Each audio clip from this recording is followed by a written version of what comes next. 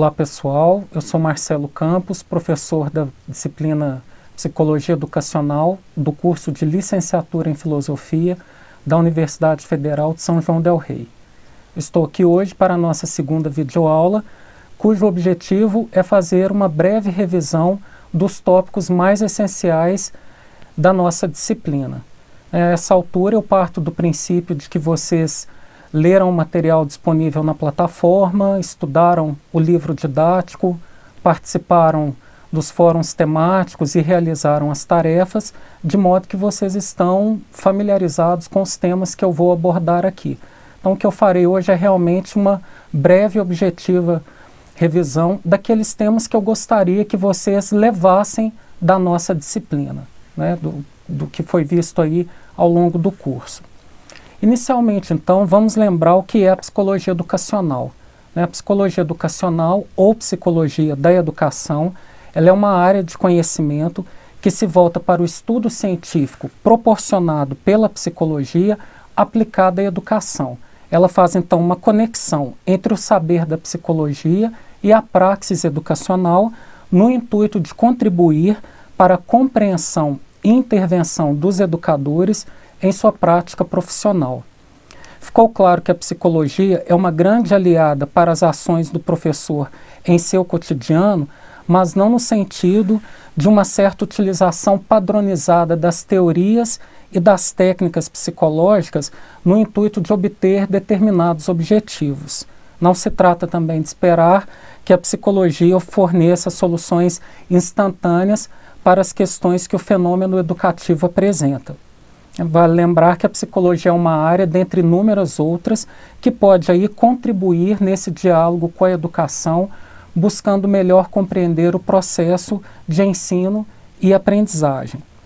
A importância dessa disciplina na formação de futuros docentes é a sua contribuição no sentido de refletir sobre o sujeito no processo de ensino e aprendizagem e no próprio processo de ensino e aprendizagem.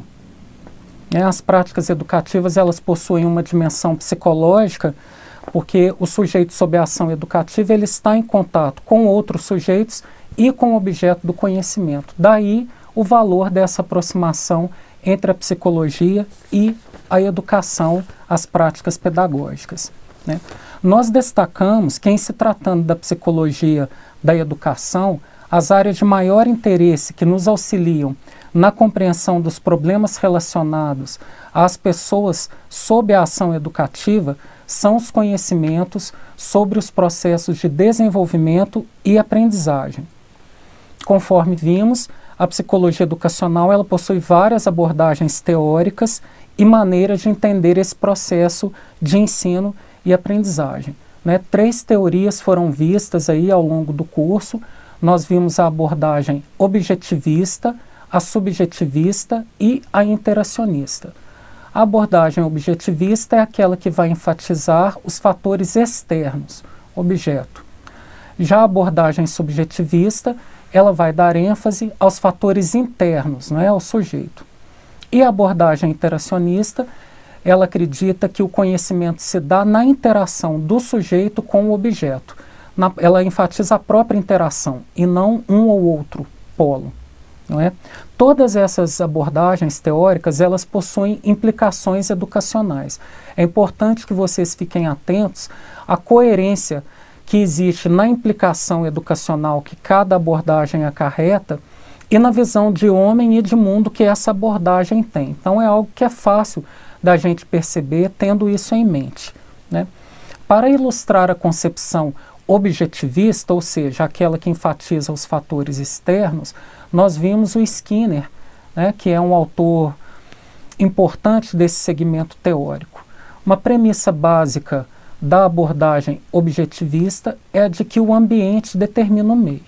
Sendo assim, uma implicação educacional mais óbvia, talvez, ou a primeira, é que, em se tratando do processo de ensino e aprendizagem, o foco é dado ao professor, não é? Ora, se o ambiente determina o sujeito, cabe então ao professor desenvolver planos de ensinos, determinadas metodologias, ou seja, estabelecer uma certa forma de transmissão do saber né, para que o aluno, então, assimile aquele conteúdo. Essa é uma abordagem que sofreu várias críticas de teóricos, inclusive da educação, mas esse é um legado positivo que ela nos deixou, nessa organização, esse procedimento objetivo do professor, né? As concepções subjetivistas, aquelas que enfatizam os fatores internos, ou seja, o sujeito, né, nós vimos dois autores que ilustram essa concepção teórica, né? Rogers e Binet. O Rogers, ele parte do princípio de que todo o ser humano ele tem uma tendência natural para se autodesenvolver. Ele chama de tendência atualizante, né? Então, dentro dessa abordagem subjetivista humanista, que é a teoria do Rogers, uma implicação educacional também fácil da gente perceber é que no processo de ensino e aprendizagem o foco é todo dado ao aluno, né? Se lá com o Skinner o foco era colocado na figura do professor, com o Rogers o foco é dado à figura do aluno. E aí os seus desejos, as suas motivações, o seu interesse em aprender, ele deve ser levado em consideração durante o processo de aprendizagem. Uma crítica feita a essa teoria é que, como há muito destaque ao aluno, o professor ficou em segundo plano, como se a importância dele fosse menor no processo educacional. Uma outra crítica também é que o Rogers não leva em consideração os aspectos sociais, né? Ele ignora que determinado contexto social, econômico, cultural pode influenciar de alguma forma essa tendência atualizante, né? Uma vantagem dessa abordagem é que ela propõe relações interpessoais mais democráticas dentro do ambiente escolar. Um outro autor ainda dentro da concepção subjetivista que nós vimos é o Binet, né? Ele enfatiza fatores internos, mas fatores internos biológicos. Então, para o Binet, sempre que formos pensar em aprendizado, em desenvolvimento, é necessário pensar em termos de maturação orgânica e hereditariedade. Para ele, a inteligência é uma capacidade biologicamente determinada, né?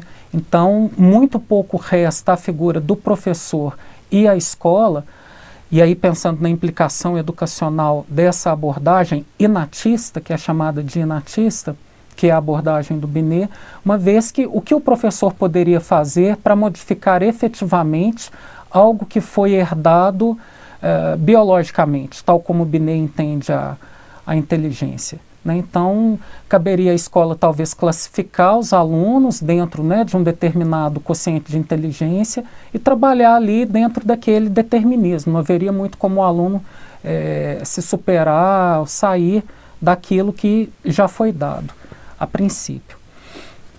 É importante que vocês façam uma leitura crítica de todas as abordagens, né, tentando entender aquilo que elas apresentam de positivo, que nem tanto, né, mas a importância de conhecer essas abordagens e as implicações educacionais que elas acarretam, é porque muitas práticas pedagógicas ainda hoje se sustentam em concepções e noções desses autores e dessas abordagens, né? Uma outra abordagem que nós estudamos aí em nosso curso foi a abordagem interacionista, que, diferente da abordagem objetivista e subjetivista, né, que ora priorizam fatores externos, ora fatores internos, ela vai dizer que o desenvolvimento e o conhecimento se dá na própria interação do sujeito com o objeto. Nós vimos três autores dentro da abordagem interacionista: Piaget, Vygotsky e Vallon. É importante perceber como que as implicações educacionais dentro da abordagem interacionista é fácil de percebê-las a partir da própria interação, né? E muitas noções e ideias desses autores, elas são próximas, são semelhantes, já que fazem parte aí dessa escola interacionista, né? Em Piaget, por exemplo, a gente pode pensar, ele considera a inteligência como uma das formas do ser humano se adaptar ao meio. É algo bastante diferente do que propunha Binet, por exemplo. né? Piaget também destaca a questão do afeto, como que ele é um processo que acontece próximo à cognição, ele seria o motor da cognição, e como que ele pode facilitar ou inibir o desenvolvimento cognitivo, né? Mesmo os estágios do processo cognitivo, tal como Piaget o entendia, não é apenas a maturação orgânica que vai determinar a passagem de um período para o outro, né? Mas esse autor defende também que as experiências prévias do sujeito com outras pessoas e o meio no qual ele está inserido também irá influenciar esse desenvolvimento, esse processo do desenvolvimento cognitivo. E aí uma última ideia que eu destacaria do Piaget é a escola como uma instituição que deve buscar desenvolver não apenas a intelectualidade, mas também os aspectos social e moral do indivíduo, né? Algo que se aproxima de Vygotsky, né? Vygotsky também deu enorme relevância à interação entre os sujeitos. Para ele, desde o nascimento, o ser humano conta com um outro, né, que vai mediar esse contato do sujeito com o objeto, e essa mediação, essa facilitação de um outro, não apenas auxilia para que o sujeito realize determinada tarefa que ele seria incapaz, mas pode também proporcionar uma autonomia, no sentido de que o sujeito seja capaz de realizar uma tarefa futuramente sem a ajuda de uma outra pessoa, né? A escolarização também para Vygotsky é de suma importância.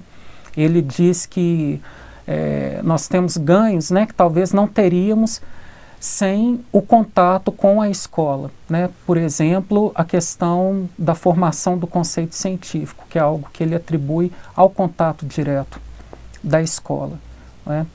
O Vallon também, em sua teoria da pessoa completa, ele busca integrar aí aspectos da afetividade, da motricidade e da inteligência, e as implicações educacionais dessa teoria também vão passear aí por todas as áreas, né? O Vallon vai defender, por exemplo, que o professor deve estar atento ao seu aluno, não apenas no que ele fala, mas também na sua postura corporal, nos gestos.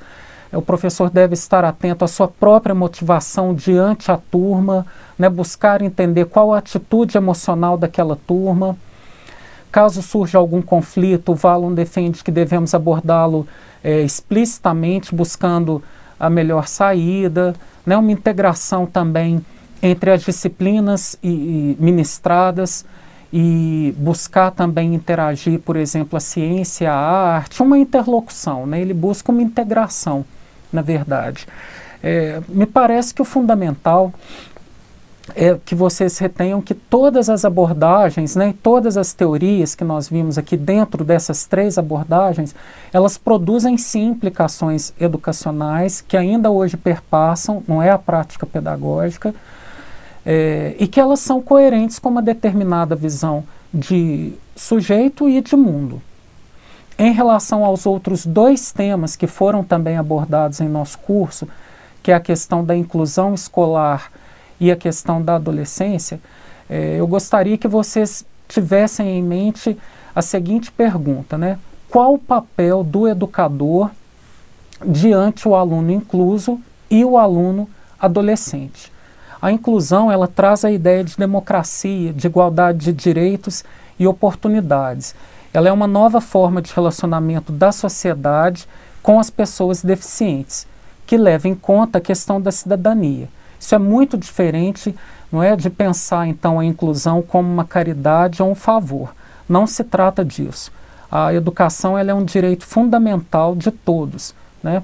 Nesse sentido, eu pedi que fosse disponibilizado na biblioteca virtual uma cartilha produzida aqui na Universidade Federal de São João del Rei, chamada Da Necessidade Especial ao Direito. Ela aborda a questão da inclusão social pelo viés do direito, né? Para conhecimento de vocês, é algo muito interessante. O processo de inclusão escolar, ele é um trabalho em andamento, ainda está longe do que nós poderíamos chamar de ideal, né? Para que ele se efetive, é necessário que toda a comunidade escolar tome consciência de seu papel nesse processo, né?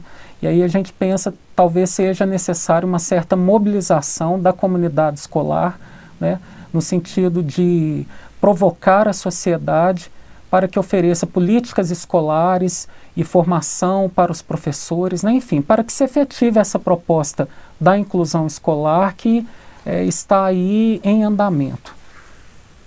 A inclusão, ela propõe uma troca, não é? Ela é interessante tanto para o aluno incluso quanto para os outros alunos, no sentido de que a gente evita a segregação daquelas pessoas com deficiência. O Vygotsky era abertamente contra, né? Ele dizia como a pessoa vai poder se desenvolver se ela está restrita a um determinado, a um pequeno espaço social, né? E também para os outros alunos no sentido de uma oportunidade de aprender a lidar com a diferença, com a alteridade e respeitar essas diferenças também.